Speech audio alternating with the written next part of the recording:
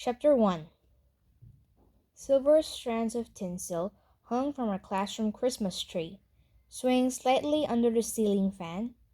Even though it was nearly December, it was still fairly warm in Anaheim. Not enough for air conditioning, but enough to keep the fan on. As our 7th grade maths teacher, Mrs. Beadle, handed out problem sets for us to do, I sat at my desk staring at the shimmery strands, wondering if I should get some for a little tree at the front desk of the Calavista Motel. "Hey, Lupe, do you think we should get some tinsel?" I turned to my right and asked, then remembered. Lupe wasn't in math with me this year. I kept forgetting.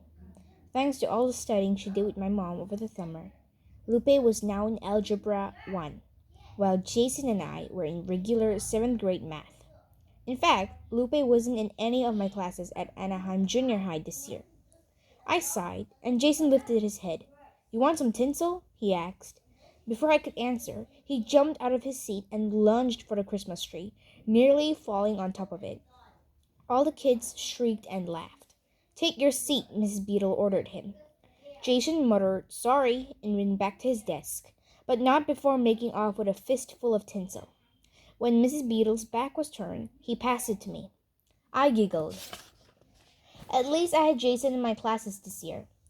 Jason squished his legs under his desk. He had shot up like a bean sprout over the summer, and now towered over me. His smile disappeared when he looked down at the problem sets Mrs. Beadle placed in front of him. "Not a quiz again," he moaned. "Jason, you're in middle school now," Mrs. Beadle said, "and you've known about this quiz all week." "But I've been busy cooking," Jason replied.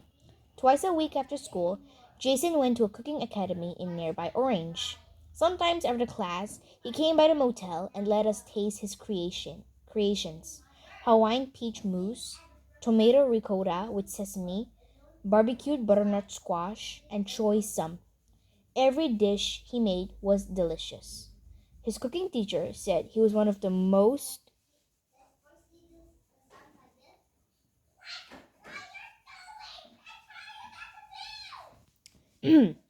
His cooking teacher said he was one of the most talented junior chefs she'd ever taught.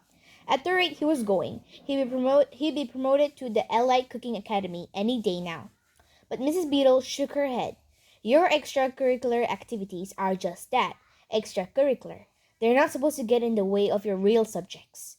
"Yeah, Jason," Bethany Brett chimed in. She was sitting in the row in front of us, wearing 5 necklaces and twirling them with her fingers. "Cooking's not a real subject. It's for old ladies." Jason's face turned beet red as the class started snickering. Most of our classmates came from other elementary schools. They hadn't been to last year's cookout at Dale Elementary, where Jason's chef skills had impressed everyone. Bethany had been there, though. "That's funny," I said to her. "I distinctly remember you gobbling up Jason's delicious braised pork belly and asking for seconds." "Let's get back to math," Mrs. Beadle urged. I put a hand on Jason's arm, and we shared a look. Then, as Mrs. Beadle went back to her desk and started a timer on her clock, I got to work. Maybe, if I did well on these quizzes, I'd get promoted to Algebra 1 too. After class, Jason and I put our books back in our lockers and raced over to the 8th grade side of the campus, where Lupe's math class was. We found a spot over by the trees. I looked up at the tree roof. It made me miss the Kids for Kids club we had in elementary school. Unfortunately, most of those kids had gone to different middle schools. Some had moved away. The ones who had stayed had suddenly other interests like computer club and hanging out by the bleachers with the cool girls. Lupe and I tried hanging out with the cool girls too, but they had taken one look at us and scooted over to the other side of the bleachers. Lupe wasn't so bothered, but I wondered what made them popular and not us. "So, how's algebra?" I asked Lupe. Lupe reached into her bag and took out her maths book. "Good," she said. Now that Lupe's dad had received his papers from the immigration judge and Proposition 187 was overturned, Lupe's family got to go back and forth freely from the U.S. and Mexico and bring all sorts of delicious snacks with them.